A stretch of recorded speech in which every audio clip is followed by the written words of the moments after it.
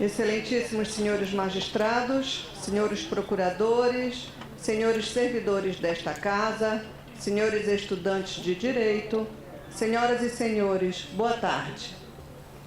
Dando continuidade ao ciclo de palestras coordenado pela Escola Judicial do TRT da 8ª Região, com apoio da AMATRA 8, convidamos Sua Excelência, o desembargador Marcos Augusto Lozada Maia, diretor da Escola Judicial, para compor a mesa diretora.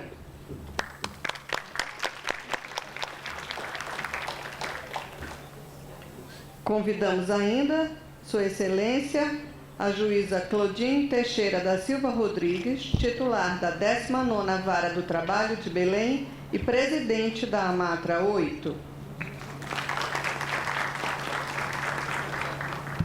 Usará a palavra Sua Excelência, desembargador Marcos Augusto Lozada Maia, diretor da Escola Judicial.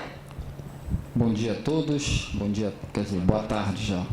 Foi ainda envolvido emocionalmente com a palestra do desembargador Elisiário, que eu praticamente parei no tempo, desembargador Elisiário. Boa tarde a todos, boa tarde a todas. É com muita satisfação que, ao dar continuidade ao evento de hoje, recebemos o juiz Mauro Schiave. Sua Excelência acabou de confidenciar que é a primeira vez que vem a Belém. Então vamos aproveitar ao máximo. Tenho absoluta convicção de que a participação de Sua Excelência muito contribuirá para solucionar dúvidas, talvez criar algumas outras, mas sobretudo para estimular o debate sobre o que vem com o novo Código de Processo Civil. Eu vou pedir a gentileza, até em razão da parceria já institucionalizada com a AMATRA, para que a doutora Claudine possa fazer uma breve leitura do currículo de Sua Excelência, o juiz Mauro, ainda que fosse desnecessário, mas o protocolo recomenda que nós façamos isso. Doutora Claudine.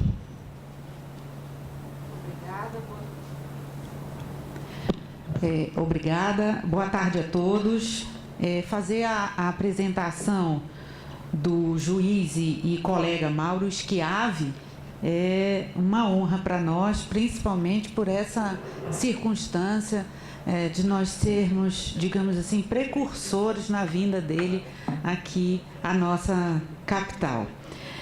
O juiz Mauro Schiave é titular da 19ª Vara do Trabalho de São Paulo, mestre e doutor em Direito das Relações Sociais pela Pontifícia Universidade Católica de São Paulo, professor convidado do curso de pós-graduação, também da Pontifícia Universidade Católica de São Paulo, autor de vários livros e artigos publicados pela editora LTR.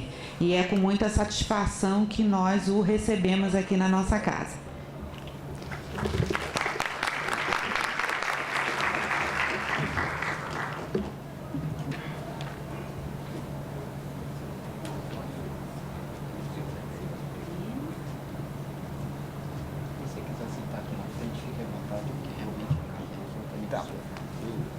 Eu fico aqui.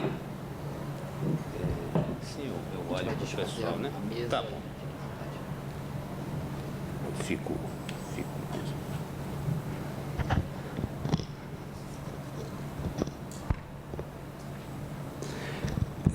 Bom, pessoal, boa tarde para todos. É um prazer muito grande estar aqui hoje, né? E é a primeira vez que eu venho aqui a Belém, né, a convite da escola, né? Um convite muito carinhoso e muito gentil que me foi formulado pelo Dr. Marcos, né? Diretor da escola, na pessoa do qual eu cumprimento aqui os presentes, cumprimento a doutora Claudine, né, pela gentileza da apresentação, cumprimento a organização do evento, o tribunal, e nós vamos enfrentar aí, né, algumas questões desse novo Código de Processo Civil, que são importantes aí no nosso cotidiano, na nossa atividade da Justiça do Trabalho. Eu até comentava aqui agora há pouco com o doutor Elisário, e muitas pessoas não gostaram do código, né? Algumas... Aliás, um código novo sempre divide muitas opiniões, né? Há aqueles que leram e gostaram, há aqueles que leram e não gostaram, há aqueles que não leram e não gostaram. Isso é um fato, né, que se constata, né? Até essa semana eu fui dar uma aula na especialização lá do Mackenzie em São Paulo, né? Eu desenvolvo uma matéria lá no curso de especialização do Mackenzie e perguntava lá para um aluno, né, o que você achou do código, né? Ele falou, puxa, eu detestei esse código, né? Eu falei, por quê, né? Ele falou, puxa, agora que eu estava aprendendo o anterior, mudou tudo, né? E mudou mesmo, né? Nós vamos passar por turbulências, há mudanças importantes, há mudanças que são boas, né? Outras são boas, mas não são adequadas ao processo do trabalho, e há outras questões que nós vamos ter um pouco de turbulências, né? Mas me parece que é um momento muito positivo. Eu enxergo esse momento como algo positivo, porque o novo código vai nos forçar, né?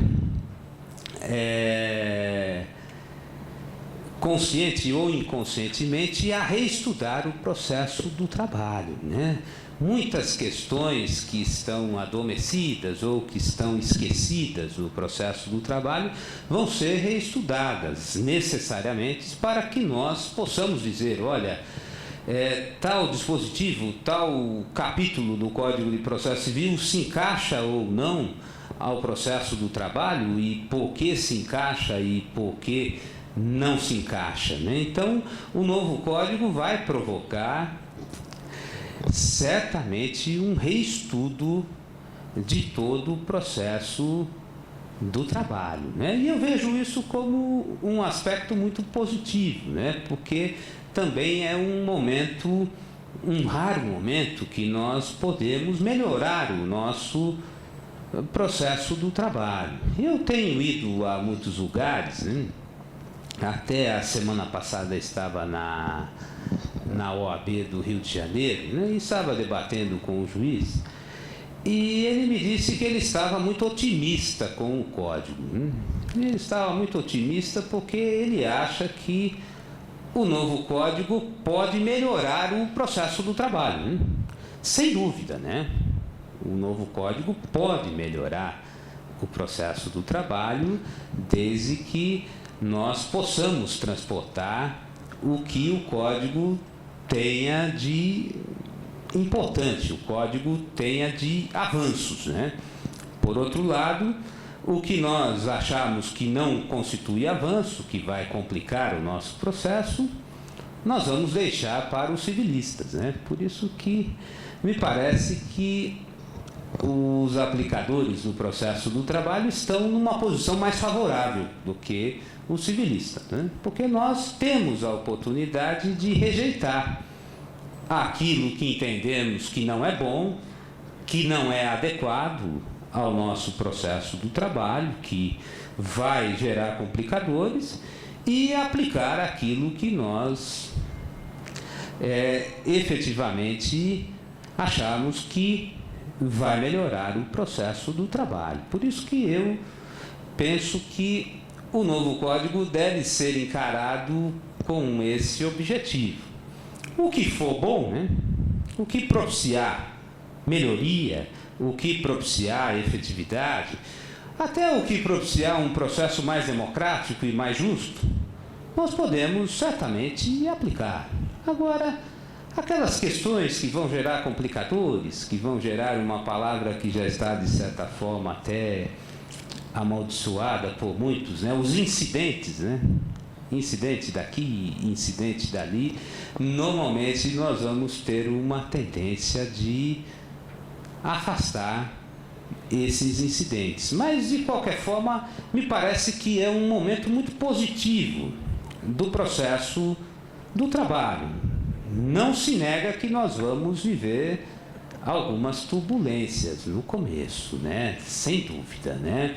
Eu vou começar aqui a destacar alguns dispositivos pequenos, mas que podem gerar um certo desconforto aí inicial no processo do trabalho. Há dispositivos simples, né, que vão gerar impactos simples, há outros que vão gerar impactos mais intensos e há outros que vão gerar discussões bastante acaloradas, né? Uma discussão, quando se fala no novo código, né, e isso tem sido falado muito, né? Nós estamos diante de um novo código ou de uma reforma, né? Alfredo Buzaide fez essa pergunta quando escreveu a exposição de motivos do CPC de 73. Né? Se trata de um novo código ou se trata de uma reforma? Né? Para muitos, não se trata de um novo código, apenas de uma reforma, né? Até porque muitos dispositivos desse novo código são reprises do Código de 73 e também das recentes alterações do Código de Processo Civil. Outras questões são apenas adequação de entendimentos que estavam na doutrina, na jurisprudência ou simulados que agora migraram para o texto da lei. Mas numa análise mais profunda, né, do Código, me parece que efetivamente é um novo Código, porque a quantidade de dispositivos e a quantidade de detalhes e a quantidade de assuntos, me parece que o Código, a Lei 13.105, efetivamente é um Código novo. E é um Código novo que vai impactar bastante no nosso cotidiano da Justiça do Trabalho. São muitas disposições, são muitas alterações, são muitos detalhes, institutos novos. Então, me parece que se trata efetivamente de uma nova codificação. O novo código vem num momento, né? Cada código vem num determinado momento da sociedade, né? Esse código vem no momento em que há uma desconfiança muito grande no judiciário. Há, indiscutivelmente, uma desconfiança grande do cidadão, uma falta de confiança do cidadão no judiciário. O Código vem no momento em que nós temos uma litigiosidade excessiva, né? Estima-se que nós já estamos na beira dos 100 milhões de processos, né? E isso é um número assustador, né? Se nós formos considerar, é um processo para quase 2 brasileiros, né? Isso tem uma razão de ser, né? O brasileiro gosta muito de processo, né? É uma constatação desse número. Nós não temos ainda tradição em mecanismos extrajudiciais de solução de conflitos. Não se tem também tradição de se resolver problemas fora do judiciário e também uma série de outras questões, né? A Constituição Federal, ela assegura diversos direitos fundamentais que o Estado não tem como conceder, até uma certa acomodação do brasileiro, né? Que espera muita coisa do Estado, né? Espera muita coisa do Estado e também isso acaba gerando um número muito grande de processos. Então, o Código vem num momento em que há uma litigiosidade intensa, uma quantidade muito grande de processos no judiciário brasileiro. E também a demora, né? A demora na tramitação dos processos, né? Uma das ideias centrais desse código é acelerar a tramitação do processo, né? Eu tenho ouvido por aí que esse código vai acelerar 70% do tempo dos processos, né? Outros acham que vai ser um pouco mais, outros acham que vai ser um pouco menos, mas indiscutivelmente a morosidade também é um dos fatores que foram considerados com muita intensidade nesse código. Também a falta de efetividade das decisões. Foi publicado nas notícias do TST, né, uma pesquisa aí, que foi feita sobre a questão da execução, e se chegou à conclusão de que 70% das decisões da Justiça do Trabalho acabam não sendo materializadas, né? Isso em âmbito nacional, o que é um número muito expressivo, é um número que nos leva a pensar muitas coisas, né? E qual é a nossa razão de ser, né? Então, também o novo código vem nesse cenário aí de pouca efetividade das decisões, né? Porque o acesso à justiça, que é um dos grandes princípios do processo contemporâneo, ele deve assegurar não só a acessibilidade, né, o direito de acesso, o direito de se chegar até o judiciário, o direito de produzir provas, do direito de recorrer, mas principalmente de ter a sua decisão materializada, né? Que o processo seja capaz de produzir resultados, né? Então, talvez até mais do que se assegurar a acessibilidade, o grande desafio do judiciário é assegurar o resultado do processo, ou seja, que o processo efetivamente atinja o seu objetivo e seja capaz de entregar o bem da vida a que pertence ao credor por direito, né? Esse é um dos grandes desafios hoje do judiciário moderno. E, nesse aspecto, o Código de Processo Civil tem alguns dispositivos que são muito interessantes, né? Por exemplo, o artigo 4º do Código de Processo Civil, que destaca algumas questões importantes aí nessa sistemática principiológica. As partes têm direito de obter em prazo razoável solução integral do mérito, incluída a atividade satisfativa. Então, as partes têm direito de obter em prazo razoável a solução integral do mérito, incluída a atividade satisfativa. Certamente alguém aqui deve estar se perguntando, mas não deve ser isso, né? Já não é assim, né? É para ser assim, né? Mas o fato disso estar no texto, isso está positivado no código, isso é muito positivo, né? Porque isso daqui é uma ordem para todos que participam do processo, principalmente os órgãos judiciais, né? As partes têm direito, né, de obter em prazo razoável a solução integral do mérito, né? A primazia do julgamento de mérito. Isso é uma das premissas do novo Código. Se julgar o mérito sempre que for possível, apreciar o mérito. Isso é algo bastante significativo, né? A primazia do julgamento de mérito. Não extinguir o processo se ele pode ser corrigido, né? Se ele pode ser saneado, né?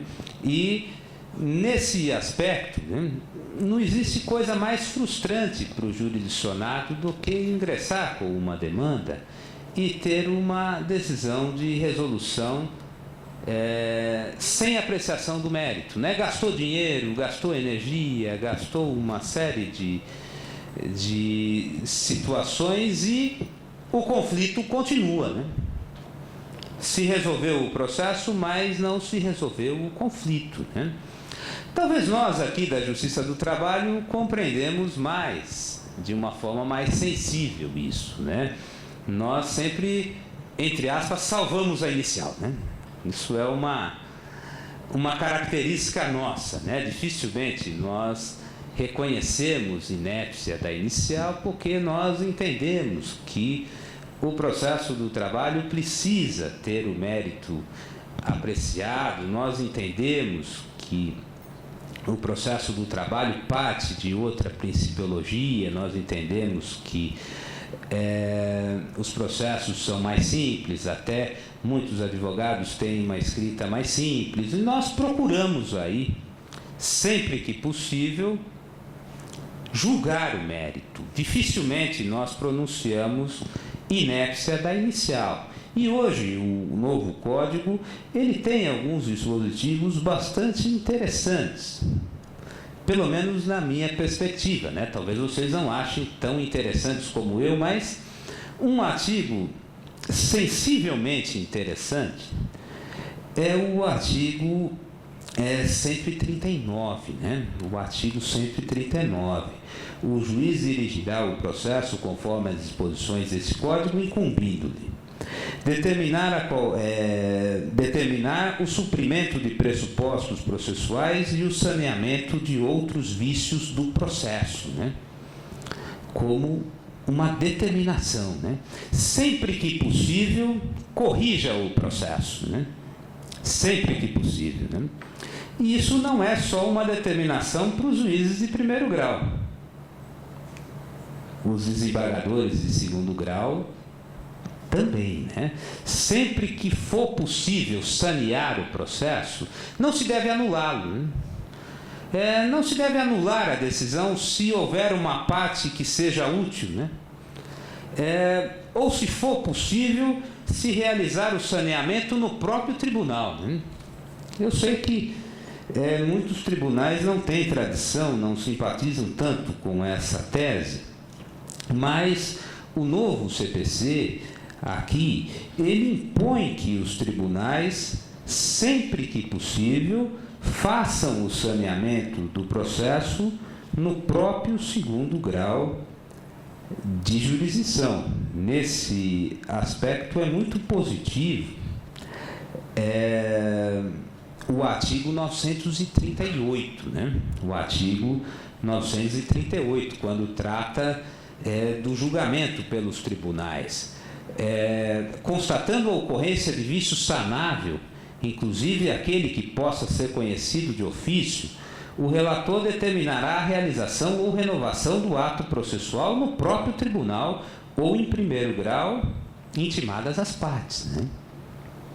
Na verdade, isso é um aperfeiçoamento do que já existe no artigo 515, parágrafo 4 do CPC de 73. Mas é muito positivo esse dispositivo, né? Por exemplo, lá a sentença tem um problema no capítulo das horas extras, mas nos demais capítulos não existe problema nenhum. Então, ao invés de se anular, né, toda a sentença, ao invés de se baixar o processo, né, e o juiz prolatar uma outra sentença, o tribunal já, sempre que possível, né, já faz o saneamento lá mesmo, né?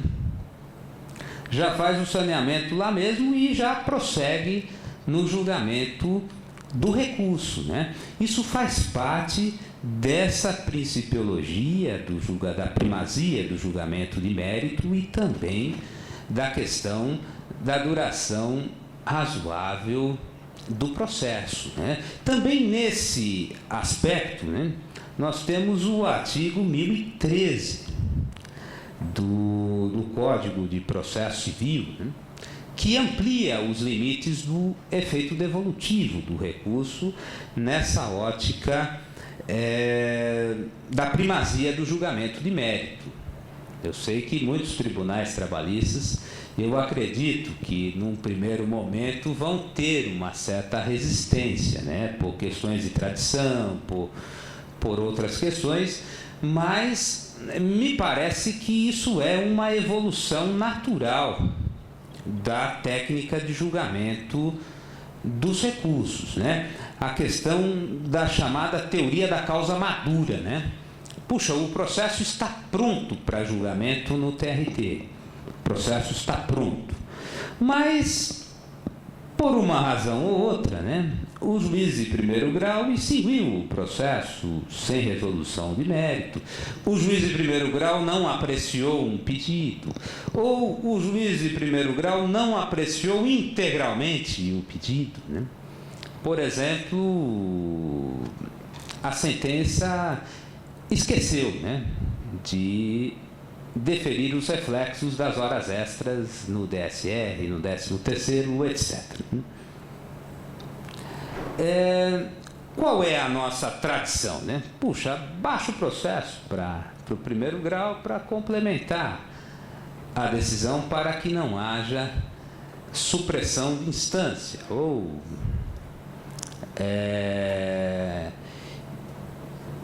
isso impossibilitaria a instância recursal, né, que a parte pudesse novamente ter acesso ao segundo grau de jurisdição.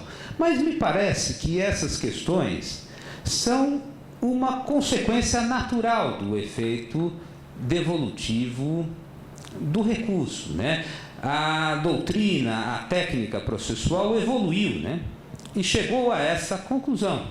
Se o processo estiver pronto já no segundo grau, não há motivo para se baixar ele para se julgar novamente, né? Eu recebi uma vez um processo, o tribunal baixou 4 vezes, né, para complementar a sentença, né? E a sentença não era minha, né? Eu confesso também que não tinha entendido a sentença, né? Era uma juíza que fez uma sentença muito curta, né? E eu também não entendi se ela tinha julgado improcedentes alguns pedidos ou não tinha apreciado. O tribunal achou que não tinha apreciado, né?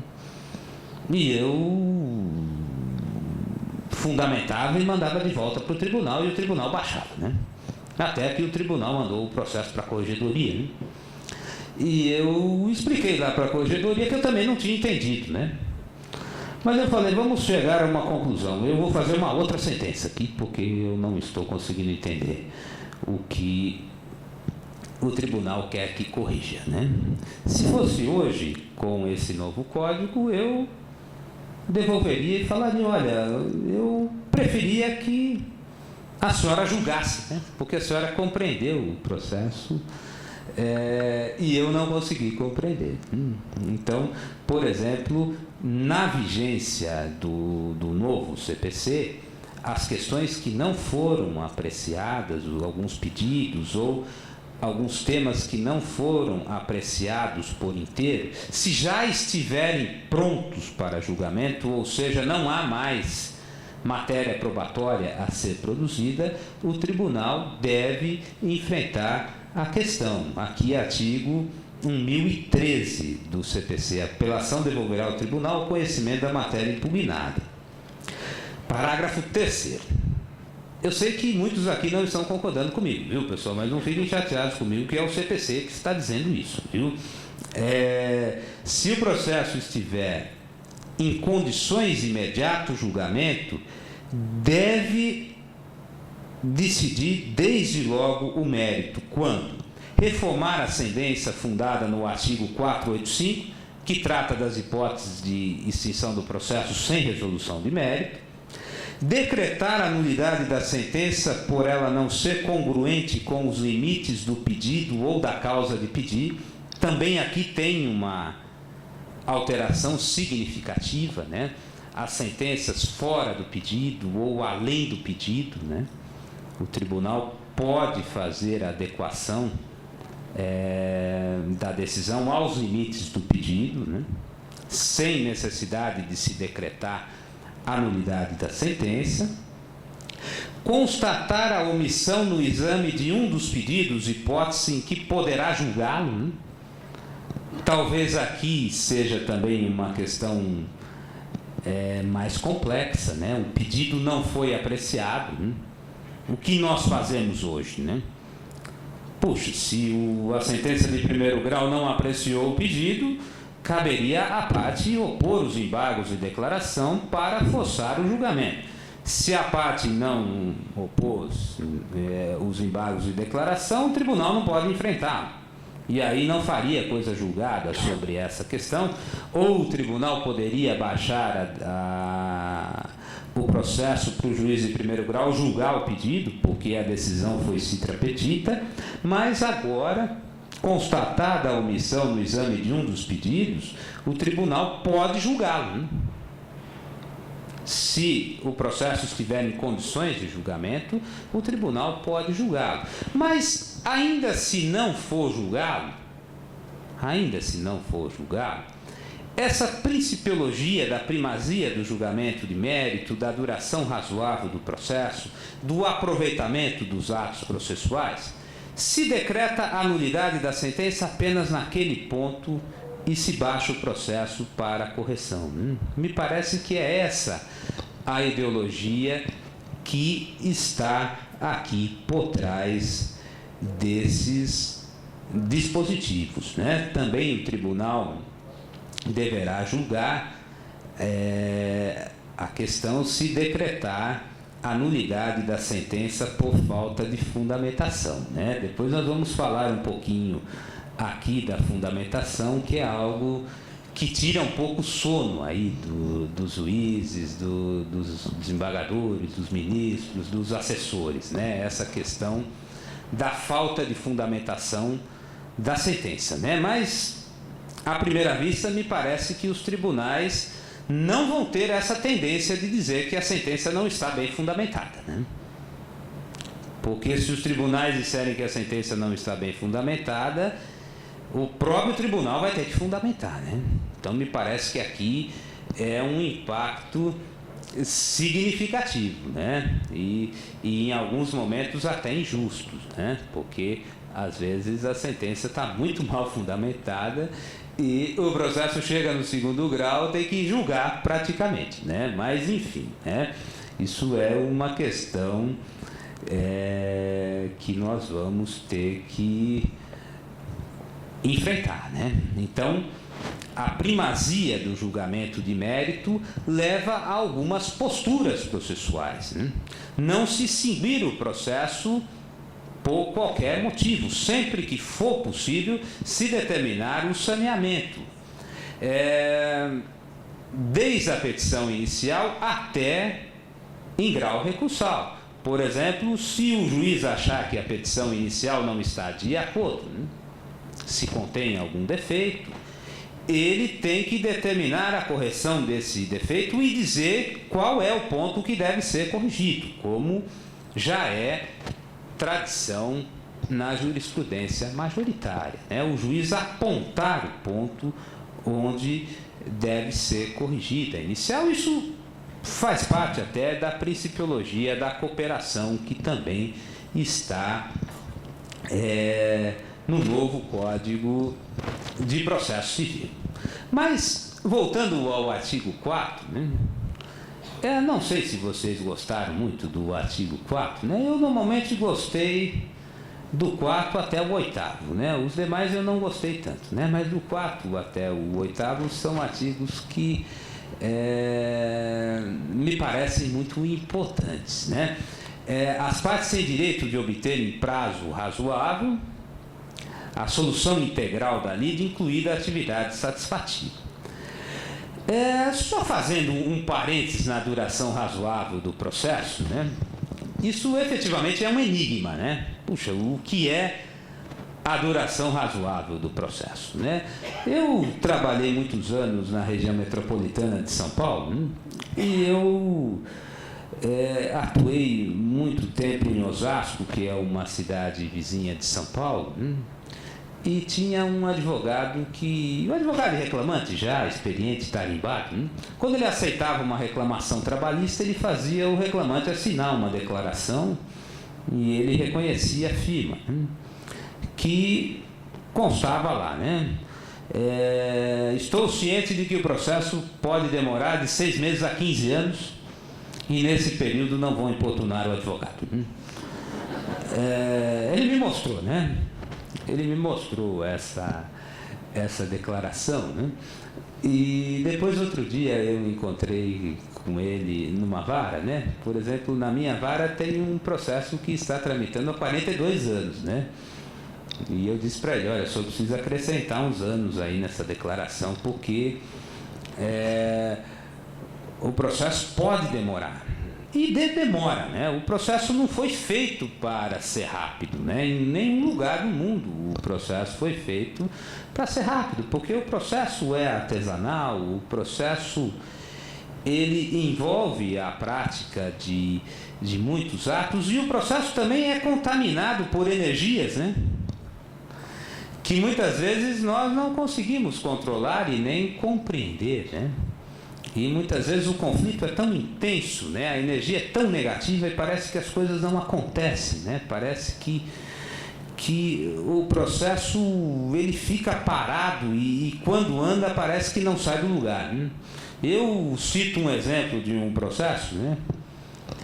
Que estava em tramitação, foi revelia, né? O reclamante venceu o processo e depois sobreveio a falência do empregador na execução, mas havia uma penhora, o valor já depositado no processo de R$700 mil, já depositado, né? E aí, não sei porquê, o processo vai para cá, vai para lá, né? O advogado reclamante também não pediu nada. De repente vem um ofício do STJ, transfira imediatamente esse dinheiro para o juízo da falência sob consequência de responsabilidade, e etc, e etc, e etc, né? E o dinheiro foi embora, né? Puxa, ele não recebeu, né? Por uma questão, né? Que é difícil compreender, né? O dinheiro ficou parado lá vários meses e foi para cá e foi para lá e de repente foi embora, né? Então, são energias, né? Que nós não conseguimos compreender, né? E muitas vezes essas energias que estão por trás do processo fazem com que ele não aconteça, né? E isso nós não conseguimos controlar, né? Então são vários fatores aí que fazem parte do processo, porque o processo é um instrumento humano manipulado por humanos para a resolução de conflitos humanos, né? Então, muitas vezes essa litigiosidade intensa, muitas vezes essa complexidade do conflito, né? Isso influencia muito na tramitação do processo e até no seu resultado, né? Porque a duração razoável do processo, ela depende muito da complexidade da causa, do comportamento das partes, da estrutura do órgão jurisdicional. É bem verdade da boa vontade do juiz também, né? Às vezes uma certa ousadia, né? Às vezes uma certa ousadia, né? Vocês sabem que a nossa jurisprudência do TST, ela é manifestamente refratária a algumas condutas da execução, né? Principalmente você suprimir aquela citação da execução por uma notificação, né? Ou até de se aplicar uma multa para cumprir a sentença, né? A jurisprudência do TST é refratária por razões, né? Até que a CLT tem regra própria a respeito, né? Mas, por exemplo, o simples fato de substituir essa citação da execução por uma notificação na pessoa do advogado, puxa, isso pode abreviar o curso do processo significativamente, né? Eu me recordo que eu estava com o ministro Manos num debate na ASP já faz um tempo, né? E o Manos contou uma história lá, né? Que quando ele era titular da 14ª em São Paulo, né? Foi o oficial fazer a citação, né? Fez a citação, aposentou, depois passou para um outro oficial, né? E o outro oficial foi lá e não achou o número, né? Devolveu o mandado, né? Aí, por uma razão ou outra, eles se encontraram, né? Aquele oficial que se aposentou foi fazer uma visita na vara e eles comentaram desse caso, né? Aí o oficial aposentado disse, olha, você não achou o número porque você não olhou para cima, né? O número está numa árvore, né? E quando ele fez a primeira citação e voltou lá de novo, a árvore já tinha crescido 1,5 m e ninguém enxergava o número, né? E aí ele foi lá e enxergou o número, né? Então, esse prazo de 48 horas entre a citação e o retorno para a penhora, isso pode demorar 10 dias, pode demorar uma semana, pode demorar meses, né? Pode demorar bastante, né? Então, por exemplo, algumas posturas, né? Uma certa ousadia, né? O juiz do trabalho, ele é muito criativo, né? O pessoal que trabalha na Justiça do Trabalho é muito criativo e não se pode desprezar essa criatividade, né? Eu me recordo de um processo lá na nossa região, né? Aliás, foi na 15ª região, né? Era um caso de reconhecimento de vínculo de doméstico, né? De caseiro, né? E o reclamante chegou à audiência, né? Com o seu advogado, né? E o reclamado com o seu advogado. E a tese de defesa era de que, olha, eu não conheço o reclamante, né? O reclamante alegava que trabalhou 15 anos no sítio, mas o reclamado disse, olha, eu não conheço o reclamante. O juiz perguntou ao advogado do reclamante, o senhor tem testemunha? Ele disse não, né? Não tenho testemunhas presentes, né? Aí o reclamante pediu a palavra e disse ao juiz, né? Ele não me conhece, mas o cachorro dele me conhece muito bem, né? Sou eu que cuidava do cachorro, né? Eu que dava comida, tal, né? E fiquei sabendo que o cachorro ficou muito triste com a minha saída. O que o juiz do trabalho fez? Então vamos lá agora, né? Vamos lá fazer uma visita, né? E foram lá, né? Acompanhados do oficial de justiça. Isso saiu em sites, né? Isso saiu no consultor jurídico, né? O juiz foi até o sítio, né? E abriram lá o portão, né? O cachorro saiu, né? Olhou para o reclamado, não se movimentou muito. Quando ele viu o reclamante, né? Ele fez aquela festa e pulou e agradou, né? E o juiz não teve dúvida, né? Que ele tinha trabalhado lá, né? O vínculo foi reconhecido com base nessa inspeção judicial, com base nesse elemento de prova, né? O que, de certa forma, hoje, né, exterioriza o contraditório pleno, né? O direito de influência, né? O direito fundamental à prova, né? A prova, já dizia o grande Canelucci, é o coração do processo, né? E a prova é um dos elementos mais visíveis do contraditório pleno sob a perspectiva do direito de influência.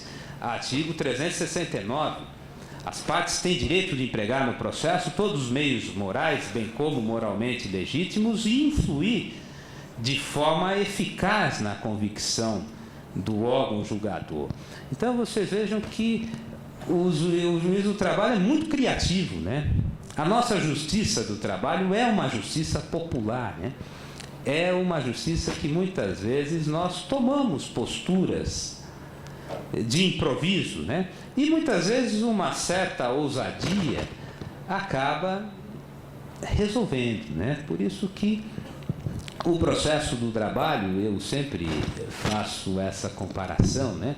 O processo do trabalho, de um jeito ou de outro, sempre aconteceu, né? E o advogado trabalhista, ele adora a justiça do trabalho, né? Ele tem um amor incondicional pela justiça do trabalho, porque ele sabe que na justiça do trabalho as coisas acontecem, né? Ele sabe, ainda que não aconteça o que ele queira, né? Às vezes acontece uma tragédia, né? Mas essa diversidade de entendimentos e essa eficácia, isso é o que move o advogado trabalhista. Dificilmente o advogado trabalhista ele muda de área, né? Porque ele se sente realizado na justiça do trabalho e, de certa forma, eu tenho conversado com muitos advogados, de certa forma o processo do trabalho já incorpora muitos desses dispositivos que estão no CPC. Por exemplo, o juiz do trabalho é mais acessível, né? O juiz do trabalho recebe o advogado, o juiz do trabalho conversa, né? O juiz do trabalho faz a audiência, o juiz do trabalho aconselha, né? O juiz do trabalho, ele participa, né? O processo do trabalho é mais democrático por natureza, né? Na audiência una todos conversam, muitas vezes o advogado desabafa, muitas vezes a própria parte desabafa ali na frente do juiz e depois daquele desabafo ele faz o acordo, né? Porque o juiz ouve a reclamação, né? E hoje,